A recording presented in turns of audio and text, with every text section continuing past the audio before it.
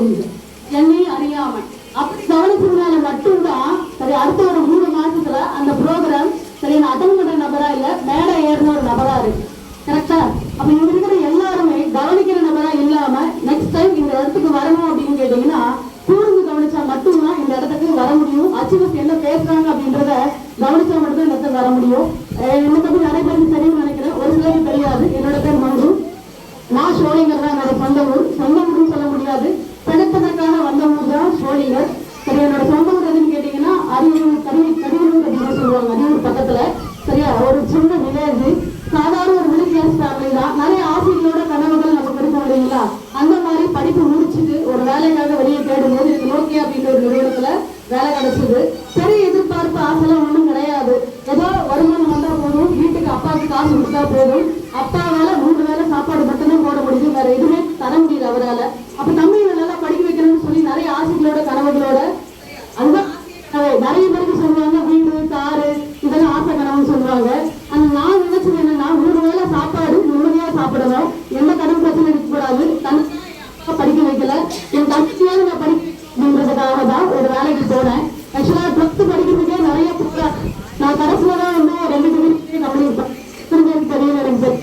ஏன்னா வீட்டுல லேடிஸ் அப்படின்றதுனால படிக்க வைக்க 90s கிட்ஸ் இல்லையா, இது அவ்வளோ பண்ணவே இல்லை, கஷ்டப்பட்டு சரி கடைசியில டிகிரி கம்ப்ளீட் பண்ணேன். அந்த ஒரு ரீசனால தமிழ்ல படிக்க வைக்கணும் அப்படின்றதுக்காக நோக்கியா அப்படின்ற கம்பெனில எனக்கு நண்பர் மூலமா வேலை கிடைச்சது. உள்ள போனேன். போகும்போது ஒண்ணுமே எனக்கு தெரியல. ஏன் அப்படின்னு கேட்டீங்கன்னா அடிமை மாதிரி நடத்துறாங்க. எனக்கு தெரிஞ்ச நிறைய கம்பெனியில நமக்கு தெரியாம அடிமை மாதிரி போய் வேலை செய்யணும். எனக்கு தெரிஞ்ச டிரான்ஸ்ஃபர் சொர்க்கம். கரெக்டா? சொர்க்கம் தானே? சரியா? ஏன்னா வெளியில ஒர்க் பண்ணிட்டு இங்க வந்தவங்களுக்கு இது சொர்க்கமா தெரியும். புதுசா உள்ளவங்க யாருக்கு அந்த அளவுக்கு இம்பார்ட்டன் தெரியுமான்னு எனக்கு தெரியல. சரி, 8 மணி நேரம் முழுவிட்டா வேலை செய்யணும், ரெஸ்ட் கூட போக முடியாது. வெறும் 5000 ரூபாய் 6000 ரூபாய் சம்பளம் மட்டும்தான். சரியா? அதுக்காக அவங்க சொல்றதெல்லாம் கேட்டுக்கிட்டு அவங்க இப்பதான் வாங்கிக்கிட்டு வேலை செய்யணும். ஒன்றும் பெருசா தெரியல. 4 வருஷம் வாழ்க்கை இப்படியே போயிடுச்சு. சரி, பெரிய எதிர்பார்ப்பு கனவுகள் எதுவுமே நடக்காதுன்னு தெரியாம இப்படியே போயிட்டு இருந்தது. வாழ்க்கை ஒரு கட்டத்துல நமக்கு வந்து ஒரு விஷயத்தை உணர்த்தும் அப்படின்னு சொல்லுவாங்க, திசை திருப்பும் அப்படின்னு சொல்லுவாங்க. அந்த மாதிரி என்னோட அப்பாவோட இறப்பு தான் எனக்கு வந்து வாழ்க்கையை திசை திருப்பி போட்டுருச்சு. அது வரைக்கும் வேலை விட்டா வீடு, வீடு விட்டா வேலை, இப்படிதான் என் லைஃப் இருக்குது. அப்பா பாத்துக்கிறாரு, அப்பா இருக்காரு, அப்பா எல்லாம் பண்ணிருப்பாரு அப்படின்னு இருந்துச்சு. ஆனா என்னோட அப்பா 2013 வந்து இறந்துட்டாரு ஹார்ட் அட்டாக்கால. அன்னைக்கு மொத்த சுமையும் எனக்கு என் மேல கொடுக்க ஆரம்பிச்சுட்டாங்க. அன்னைக்குதான் வந்து சொந்தக்காரங்க யாருன்றது தெரிஞ்சுக்கிட்டேன், பணத்துக்கு எவ்வளவு முக்கியத்துவம் அப்படின்றத நான் தெரிஞ்சுக்கிட்டேன். என்னோட அப்பாவுடைய அந்த உடலை கூட எடுக்கவே இல்லை. எடுக்கிறதுக்கு முன்னாடியே எல்லாரும் பங்கு போடுறாங்க. என்ன அப்படின்னு கேட்டீங்கன்னா இந்த சொத்து யாராருக்கு வரும் அப்படின்னு சொல்லி ஒரே ஒரு வீடு, அந்த ஒரு வீட்டுக்கு 5 பேர் பங்கு போடுறாங்க. இன்னொரு பக்கம் இன்னொரு கும்பல் சண்டை போடுறாங்க. என்ன அப்படின்னு கேட்டீங்கன்னா அவர் உமாபதி வந்து இவ்வளவு கடன் தரணும், எடுத்த உடனே முதல்ல அவங்க பொண்ணுகிட்ட போய் சைன் வாங்கணும் அப்படின்னு ஒரு பக்கம் ஒரு கும்பல், இன்னொரு பக்கம் இந்த செலவெல்லாம் யார் ஏத்துக்கிறது ஒரு கும்பல். அன்னைக்குதான் வாழ்க்கை தெரிஞ்சுக்கிட்டேன். சரியா? பணம் எந்த அளவுக்கு முக்கியம் அப்படின்னு சொல்லிட்டு அதுக்கப்புறம் நோக்கியான வேலை இருக்கு. சரி, அப்பா இறந்ததே நினைச்சு ஒரு மாசம் ஃபீல் பண்ணிட்டு இருந்தா போனவர் திரும்ப வரப்போறது கிடையாது. ஏன்னா பிறப்ப யாரோட கையில இருக்கு? கடவுளோட கையில தான் இருக்கு. இடையில இருக்கிற வாழ்க்கையை நம்ம தான் பார்க்கணும் அப்படின்றதுக்காக என்ன நம்பி அம்மா இருக்காங்க, என்ன நம்பி 2 தம்பிங்க இருக்காங்க, அவங்களுக்காக வேலை செய்யணும் அப்படின்னு சொல்லி லோக்கியா கம்பெனிக்கு திரும்ப வேலைக்கு போனேன். 1 மாசம் லீவ் எடுத்துட்டு போகும்போது உள்ள அக்சஸ் பண்ண முடியல என்னால. 10 நாள் போகணும்னாலும் உள்ள அக்சஸ் கட் ஆயிடும். கிட்டத்தட்ட தெரியும், நான் லீவ் எடுத்துட்டு தான் வரேன்னு தெரியும், எல்லா பர்மிஷனும் வாங்கியிருக்கிறேன். எனக்கு கிட்டத்தட்ட ஒரு ½ டே நிக்க வச்சாங்க. அதுக்கப்புறம் எனக்கு மேல இருக்க சூப்பர்வைசர் வந்து அவரோட ஐடி கார்டு அக்சஸ் பண்ணி தான் நான் உள்ள கொண்டு போய் சாப்பிட வச்சாரு. எனக்கு கஷ்டமா இருந்துச்சு. 4 வருஷம் வேலை செய்யற ஒரு இடம், அந்த இடத்துல ஒரு 10 நாள் லீவ் போட்டுட்டு சரியா போனதுனால அக்சஸையே கட் பண்ணிட்டாங்க. இதுக்கப்புறம் இந்த கம்பெனி தேவையான ஒரு பக்கம் தோணுச்சு. ஆனா இன்னொரு பக்கம் என்னன்னா கஷ்டம். 7 லட்சம் ரூபாய் கடன் இருக்கு, அப்பா இல்ல, அம்மா கடகாரங்க முகத்தை தான் முழிக்கணும். அதை பார்க்கும்போது நமக்கு என்ன தெரியும், எவ்வளவு கஷ்டம் வேணாலும் பட்டு குடும்பத்தை காப்பாற்றணும் அப்படின்னு சொல்லி என்ன வரும். சரி, அதுக்காக போக ஆரம்பிச்சேன். நல்ல வேலை கடவுளா பார்த்த அந்த கம்பெனியை 2014 க்ளோஸ் பண்ணிட்டாங்க. சரி, 2014 க்ளோஸ் பண்ணிட்டாங்க. எனக்கு ஒரு பக்கம் வேலை கிடைக்கணும் ஒரு நம்பிக்கை இருந்தாலும் ஒரு பக்கம் கஷ்டமா இருக்கு. சரியா? இது நமக்கு வேலை கிடைக்க 2 மாசம் ஆகலாம், 3 மாசம் ஆகலாம், 4 மாசம் ஆகலாம். எப்படி ஃபேமிலியை ரன் பண்ண போறது ஒரு பக்கம் குழப்பமா இருக்கு. ஒரு பக்கம் இதோட நல்ல வேலை கிடைக்கணும்ல அப்படின்னு ஒரு நம்பிக்கை ஒரு பக்கம் இருந்துச்சு. ஆனா ஒண்ணுமே சொல்றேங்க, சரி 2 டிகிரி வச்சுக்கிட்டு சீரியஸா நீங்க எத்தனை பேர் எத்தனை கம்பெனி ஏறீங்கன்னு தெரியாது. சரியா? டிரான்ஸ் இந்தியா எனக்கு 31வது கம்பெனி. 30 கம்பெனியில் ரெஸ்யூம் கொடுத்தேன். எந்த கம்பெனி இருக்கும் வாங்கன்னு கொடுத்தது. இத்தனைக்கு 5 வருஷம் எக்ஸ்பீரியன்ஸ் வச்சுக்கிட்டு வேலை கேட்டேன். எங்கேயுமே கொடுக்கல. வேலைக்கு கீழே வரைக்கும் பாக்குறாங்க. சரியா? சரியான ஒரு ஒத்துழைப்புன்றது இங்க கிடையவே கிடையாது. சரியா? ஒரு நாய் மாதிரி நடந்தாங்க. சரி, நாளைக்கு வாங்க கூப்பிடுறோம், அடுத்த வாரம் வாங்க கூப்பிடுறோம், அடுத்த மாசம் வேணா கால் பண்றோம் அப்படின்னு சொல்லி சொன்னாங்க.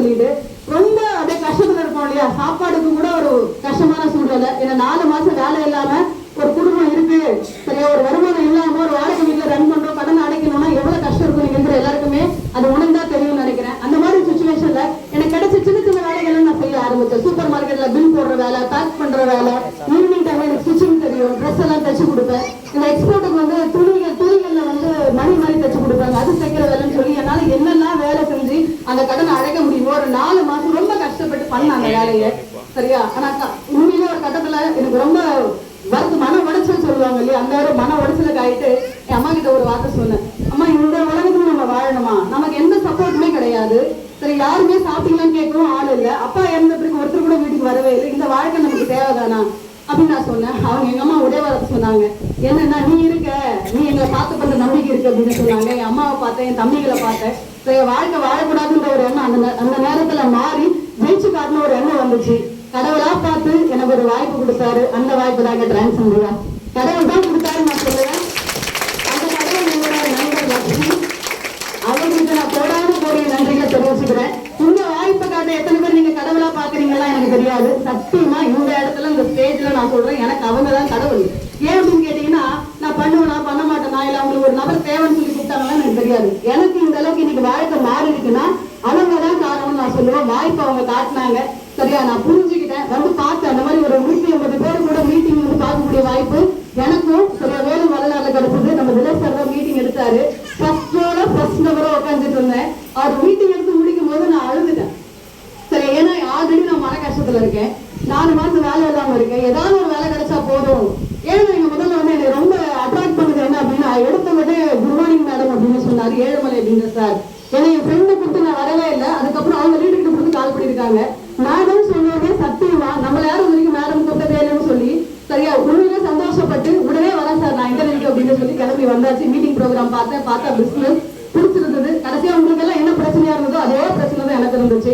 ஏன்னா எனக்கே ஆல்ரெடி பண கஷ்டம் நிறைய இருக்கு. தூங்கி எழுந்தா கடங்கார முகத்தை தான் முடிக்கணும். அந்த கஷ்டம் நிறைய இருக்கும்போது அமௌண்ட் கட்டணும் அப்படின்னு சொல்லும்போது எனக்கு கஷ்டமா இருந்தது. உண்மையை சொல்ல போனோம்னா ரொம்ப கஷ்டப்பட்டு தான் அந்த அமௌண்ட்டை ரெடி பண்ணி நான் ஜாயின் பண்ணதுக்கு அப்புறம் முதல் 1 வாரம் கண்ணை கட்டி காட்டுல விட்டா எப்படி இருக்கும், சீரியஸ் அப்படிதான் இருந்துச்சு. ஒண்ணுமே புரியல, யாரை கூப்பிடலாம், சரியா, யார் நம்ம நம்பி வருவாங்க. ஏன்னா எங்க சொந்தக்காரங்களை ஃப்ரெண்டுங்களை பத்தி எனக்கு நல்லாவே தெரியும். சரி, நம்ம கால் பண்ணாவே கட் பண்றாளுங்க. அப்படி இருக்கும்போது சரி யாருக்கு இந்த வாய்ப்பு அறிமுகப்படுத்த முடியும் அப்படின்னு சொல்லி ரொம்ப கன்ஃபியூஸா 1 வாரம் அப்படி இருந்துச்சு. சரி, அதுக்கப்புறம் அந்த ட்ரைனிங் அட்டன் பண்ணணும்னு சொல்றாங்கல்ல, அந்த ட்ரைனிங் எனக்கு அன்னைக்கு நடந்துச்சு. செவ்வாய்க்கிழமை ட்ரைனிங் நடந்துச்சு. அதுல தினேஷ் சார் தான் மீட்டிங் எடுத்தாரு. என்ன ஆனாலும் உங்க வாய்ப்பை ஒரு 3 மாசம் தொடர்ந்து பண்ணுங்க, என்ன ஆனாலும் விட்டுறாதீங்க அப்படின்னு சொன்னாரு. சரி, எனக்கு அப்படியே ஒரு சொல்லுவாங்கல்ல, பச்சை மரத்தை அடிச்சு ஆணி போல இருக்கும்னு சொல்லுவாங்கல்ல, அந்த மாதிரி என் மனசுல போய் பகிர்ந்துச்சு. 4 வருஷம் ஒரு கம்பெனியில நம்ம ஒர்க் பண்ணோம், வெளியில தூக்கி எரிஞ்சுட்டாங்க. ஒரு 3 மாசம் நடக்குதோ நடக்கலையோ, வருதோ வரலையோ, தெரியலையோ, சரியா பண்ணிதான் பாக்கலாமே அப்படின்னு ஒரு துணிச்சு எடுத்துட்டேன். 4 மாசம் வேலை இல்லாம சும்மா தான் இருந்தேன். நான் என்ன கேட்டேன், 4 மாசம் சும்மா தான் இருந்த வேலை இல்லாம ஏதாவது நியூஸ் இருந்துச்சா, ஒண்ணுமே இல்லை. ஒரு 3 மாசம் ட்ரை பண்ணுங்கன்னு சொல்றாங்களே, ஏன் இந்த ட்ரை நம்ம இங்க பண்ணக்கூடாது அப்படின்னு நான் என்னையே கேள்வி கேட்டுக்கிறேன். அந்த 3 மாசம் தொடர்ந்து நின்னேன். முன்னேறனால எனக்கு ஒரு டீம் ஃபார்ம் ஆயிடுச்சு. அதுக்கப்புறம் இப்ப இன்னும் இல்லையா மார்க்கெட்டிங் அசோசியேட், அந்த மாதிரி வாரம் 5000 மாசம் 20,000 வாங்க ஆரம்பிச்சு. அது சும்மா தான் நடக்கலைங்க. இப்ப சொன்ன ஒரு அச்சுவர் ப்ரோக்ராம் அதை அட்டன் பண்ணும்போது எனக்குள்ள ஒரு பெரிய தாக்கத்தை கொடுத்துச்சு.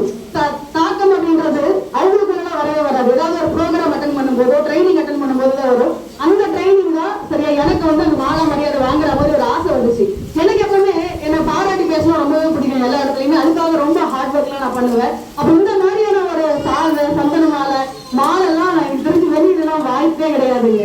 ஆனா இவங்க எல்லாத்துக்குமே அந்த ரெகக்னேஷன் கிடைக்கும் போது அது பண்ணியே ஆகணும்னு சொல்லி அந்த 3 மாசத்துல தொடர்ந்து நின்றதுனால மார்க்கெட்டிங் அசோசியேட் அடுத்தது ஒரு 6 மாசத்துல சரியா நான் வந்து கன்சல்டன்ட் ஒரு போஸ்டிங் பண்ணி வாரம் 10,000 மாசம் 40,000 வாங்க ஆரம்பிச்சேன். என் லைஃப் அப்படின்றது இன்னைக்கு நான் உணர்ந்தேன் அப்படின்னு கேட்டீங்கன்னா, ஒரு 3 மாசம் தொடர்ந்து பண்ணும்போது இதுதான் எனக்கு லைஃப், என் உயிர் இதுதான் அப்படின்றத நான் முடிவு பண்ணேன். சரி, அதனால இன்னைக்கு ஜாயின் பண்ணி 11 வருஷம் முடிஞ்சு 12 வருஷம் ஆயிடுச்சுங்க. நீங்க நான் எதுக்கெல்லாம் கஷ்டப்பட்டனோ சரி அதெல்லாம் இன்னைக்கு ஈஸியா எனக்கு வந்துட்டு இருக்கு. மாசம் 1ஆம் தேதி எப்போ வரும்னு காத்துக்கிட்டு இருந்தேன்னா இன்னைக்கு சரியா 1ஆம் தேதி எப்போ வருதுன்னு பாக்குறதே இல்லை. ஏன் தெரியுங்களா, டிரான்ஸ்ஃபர் இருக்கும். வார வருமானம், அதுவும் ஆயிரங்களை கிடையாதுங்க, லட்சங்கள்ல வருமானம். எங்க குடும்பத்திலேயே இன்னைக்கு லட்சங்கள்ல வருமானம் வாங்குற ஒரே நபர் நான் அப்படின்னு சொல்றது ரொம்ப பெருமையா இருக்கு. அடுத்தது இந்த கார் சொல்லுவாங்க இல்லையா, சரியா? அதை என்னுடைய கணவன் கூட சொல்ல முடியாது. இதெல்லாம் நடக்குமா நமக்கு, நம்ம எல்லாம் கார்ல போக முடியுமா அப்படின்னு சொல்லி ஏங்கின ஒரு விஷயம். எப்ப நான் ஏங்கிருக்கேன் அப்படின்னு கேட்டீங்கன்னா, அந்த பஸ்ல ரொம்ப கஷ்டப்பட்டு இடிச்சுக்கிட்டு போவோம் இல்லையா, அப்ப ஒருத்தர் சைட்ல போவாரு ஜாலியா ஏசியை போட்டுட்டு கார்ல, அப்படியே ஏறி இறங்கி வர பாத்தீங்களா, எதுனா ஸ்பீட் பிரேக்கர்ல நம்ம அப்படியே தள்ளுங்க, அப்படி தள்ளுங்க, அப்படி தள்ளுங்க, அப்படி தள்ளுங்க அப்படின்னு சொல்லி போவோம். ஆனா பக்கத்துல ஏசி போட்டுட்டு நம்ம ஒரு பார்வை பாப்பாரு பாத்தீங்களா, அது செத்து போன மாதிரி இருக்கும். அது நமக்கு இதெல்லாம் நமக்கு நடக்குமா? என்னைக்கு நம்ம எல்லாம் கார் வாங்கணுன்ற எண்ணம் டிரான்ஸ் இந்தியாவுக்கு வரதுக்கு முன்னாடி இருந்துச்சு. ஆனா டிரான்ஸ் இந்தியா வந்ததுக்கு அப்புறம் கார் கண்டிப்பா வாங்கணும்னு நினைச்சேன். அதுவும் 7 சீட்டர் கார் 16 லட்சம் ரூபாய் கொடுத்து கார் வாங்கியிருக்கேன். ரொம்ப சந்தோஷமா இருக்கு. கிட்டத்தட்ட 6 தடவைக்கு மேல வெளிநாடு ஃபாரின் டூர் போயிருக்கேன். டிரான்ஸ் இந்தியா வரதுக்கு முன்னாடி சத்தியமா ஒரு உண்மையை சொல்லணும் அப்படின்னா, பிளைட்டை கூட நேர்ல பார்த்தது இல்லைங்க. நான் ட்ரெயின்ல கூட போனது இல்லைங்க டிரான்ஸ் இந்தியா வரதுக்கு முன்னாடி. டிரான்ஸ் இந்தியா வந்ததுக்கு அப்புறம் தான் ட்ரெயின்லயும் போனேன். அது சாதாரணமான ஒரு விஷயம். பிளைட் விடுறது எவ்வளவு பெரிய விஷயம். உண்மையை சொல்ல போனோம்னா, ஃபர்ஸ்ட் டைம் நான் தாய்லாந்து ஃபாரின் டூர் 2018 அச்சீவ் பண்ணிட்டு உள்ள போகும்போது அது என் கண்ணு முன்னாடி விற்குது. ஒரு எக்ஸைட்மெண்டோட இருக்கிறேன். சரியா, கண்ணு முன்னாடி விற்குது. பிளைட் எப்ப வந்துச்சுன்னு தெரியல. பார்த்தா வெல்கம் வணக்கம் அப்படின்னு சொல்றாங்க. உள்ள அலோவ் பண்றாங்க. 5 நிமிஷம் நானா இல்ல, ஏதோ சொர்க்கத்துல இருக்கிற ஒரு ஃபீலிங். எங்க குடும்பத்துல முதல் தடவை ஃபாரின் டூர் அச்சீவ் பண்ணது நான் தான். அது சொல்ல ரொம்ப பெருமையா இருக்கும். எங்க தலைமுறையில எனக்கு தெரிஞ்சு லேடிஸ 10வது படிச்ச உடனே 12வது படிச்ச உடனே என்ன பண்ணிடுவாங்க அப்படின்னா, யார் தலையிலையாவது புடிச்சு கட்டி வச்சிருவாங்க. சரியா, அதுதான் வழக்கம், அதுதான் வாழ்க்கை. ஆனா எனக்கு தெரிஞ்ச டிரான்ஸ் இந்தியால சரியா நான் ஜாயின் பண்ணதுனால அந்த வழக்கத்தையே நான் மாற்றிருக்கேன். சரியா, எனக்கு மேரேஜ் பண்ண வயசு எப்பன்னு கேட்டீங்கன்னா 29 வயசு தான் மேரேஜ் பண்ணிக்கிட்டேன். அதுவும் சொந்த கால யாருடைய சரியா பங்கும் இல்லாம, யாருடைய காசும் இல்லாம 40 சவரன் நகை போட்டு நான் மேரேஜ் பண்ணிக்கிட்டேன். ஏன்னா நம்ம கொடுக்குற இடத்துல இருக்கும், வாங்குற இடத்துல கிடையவே கிடையாது. நிறைய பேர் சொன்னாங்க என்ன, சரியா என்ன இந்த பொண்ணு இத்தனை இவ்வளவு நாளா மேரேஜ் பண்ணிக்காமே இருக்கு, ஏதோ வேலை வேலை வேலை வேலைன்னு செய்யுது, பணம் சம்பாதிக்கலாம், அதுக்கு இப்படி அப்படின்னு என்ன கேட்பாங்க. நான் நினைச்ச ஒரே விஷயம், எங்க அப்பா ஆசைப்பட்டு சொன்னாரு, இந்த மண்டபத்துல தான் மேரேஜ் பண்ணிக்கணும், சரியா அவருக்கு மாப்பிள்ளைக்கு கார் வாங்கி தரணும் அப்படின்னு நிறைய என்கிட்ட நிறைய சொல்லுவாரு. நான் வந்து கம்பெனிக்கு போயிட்டு வரும்போது அவர் இல்லைனால அவரோட ஆசை நிறைவேற்றணும் அப்படின்றதுக்காகவும், பிளஸ் சரியா டிரான்ஸ் இந்தியால நமக்கு நிறைய கடமைகள் பொறுப்புகள் நிறைய பேர் சம்பாதிக்க வைக்கணும்ன்ற அந்த தாட்ல இருந்தால மேனேஜ்மெண்ட் எனக்கு கவனமே போகவே இல்லை. சரியா, ஆனா எங்க ஃபேமிலி நினைச்சதை விட சரியா இன்னைக்கு என்னோட மேரேஜ் நல்லபடியா நடந்துச்சு. 2 குழந்தைங்க இருக்காங்க. பணத்துக்கு கஷ்டம் இல்லாத நல்ல ஒரு வாழ்க்கை எனக்கு டிரான்ஸ் இந்தியா கொடுத்துருக்காங்க. அதுக்கு முக்கியமான காரணம் யாருன்னு கேட்டீங்கன்னா லீடர்ஸ். சரியா, லீடர் இல்லாம கண்டிப்பா இந்த இடத்துல நான் கிடையவே கிடையாது. முக்கியமான காரணம் நம்ம தினேஷ் சார். சரி, அவர் கண்டிப்பா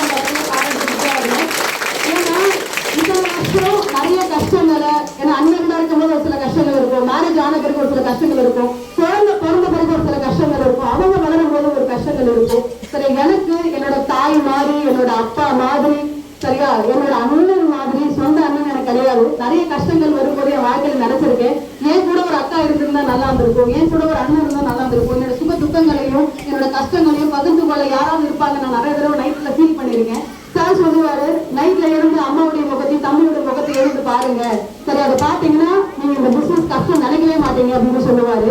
சரி, அப்ப அவங்க முகத்தை பார்க்கும் போது அவங்க நம்ம இருக்கிறாங்க, சரி நமக்கு சப்போர்ட் பண்ண யாருமே இல்லையேன்னு நினைக்கும் போது ஒரு அண்ணன் மாதிரி, ஒரு அப்பா மாதிரி, ஒரு அம்மா மாதிரி எனக்கு நிறைய டைம் மோட்டிவேட் பண்ணிருக்காரு. அவர் இன்னொரு தடவை கண்டிப்பா கிளாப் பண்ணி ஆகணும். ஏன்னா சொல்லி ஒரு ஆள் கண்டிப்பா இந்த உலகத்துல வேணும். நம்ம வீட்டுல இருக்க அம்மா கூட இந்த வேலையை முடியாதுன்னு சொல்லுவாங்க, அப்பா கூட முடியாதுன்னு சொல்லுவாங்க, ஹஸ்பண்ட்ஸும் முடியாதுன்னு சொல்லுவாங்க. என் புள்ள பிறகு தம்பினா என்னை பார்த்து கலாய்ச்சிருக்காங்க.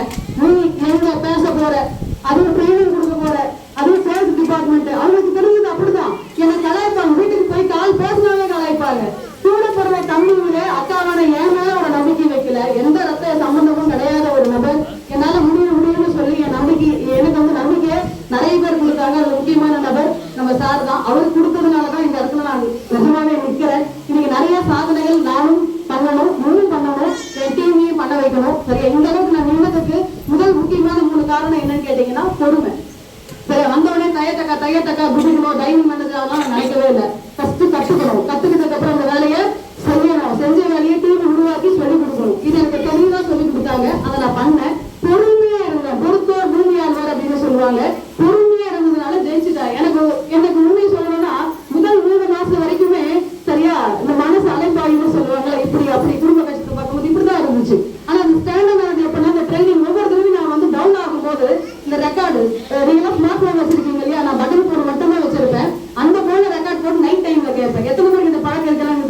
நான் மட்டும் கேட்க மாட்டேன், என் அம்மாவை கூட சேர்ந்து அந்த ட்ரைனிங்ஸ் தான் கேட்பாங்க. அது ஒரு மோட்டிவேட்டை நமக்கு கொடுத்துக்கிட்டே இருக்கும். அந்த மாதிரியான மோட்டிவேட்டிங் விஷயம்லாம் 3 மாசத்தோட நிக்க வச்சது.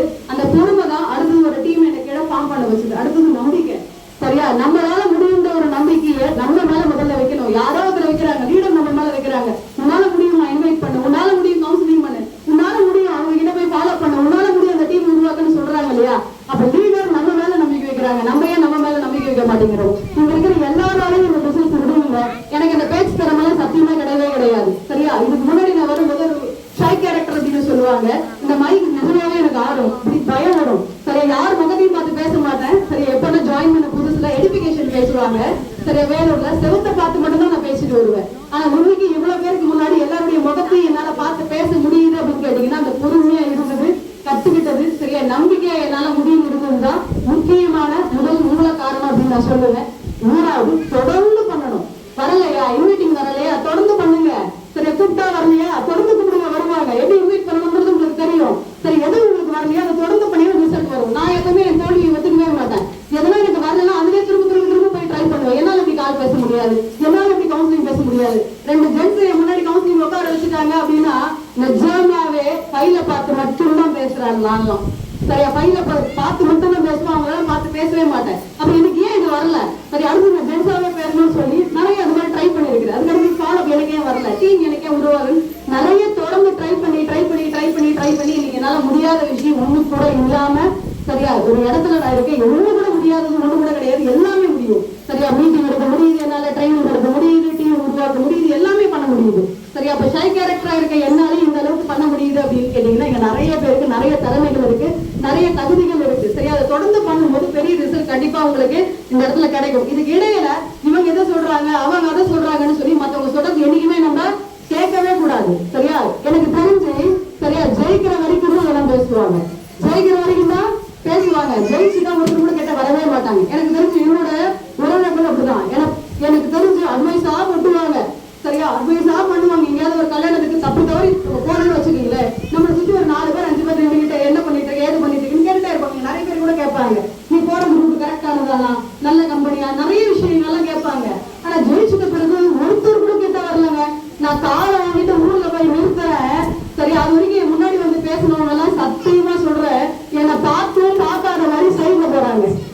சரி, விட மாட்டாங்க, கிட்ட வந்து பேச விட மாட்டாங்க. என்னோட ஹஸ்பண்ட் ஊர்ல எடுத்துக்கங்க, எப்பவுமே நான் போனேன் எதிர் வீடு பக்கத்து வீடு, ஏன்னா நான் ஒரு 3 மாசத்துக்கு தடவை 4 மாசத்துக்கு தான் ஹஸ்பண்ட் வீட்டுக்கு போவேன். சரியா, அவங்க எனக்கு திரும்ப வந்தவங்க போவாங்க. எப்ப நான் கார் எடுத்தனும் சரி இங்கிட்ட கிட்ட வரவே பயப்படுறாங்க. சரியா, பேசவே பயப்படுறாங்க. அந்த அளவுக்கு இன்னைக்கு வாழ்க்கை டிரான்ஸ் இந்தியா மூலமா இன்னைக்கு மாறி இருக்கு. சரியா, அதுக்கு முக்கியமான காரணம் மத்தவங்க சொல்றதெல்லாம் நான் கேட்கவே இல்லை.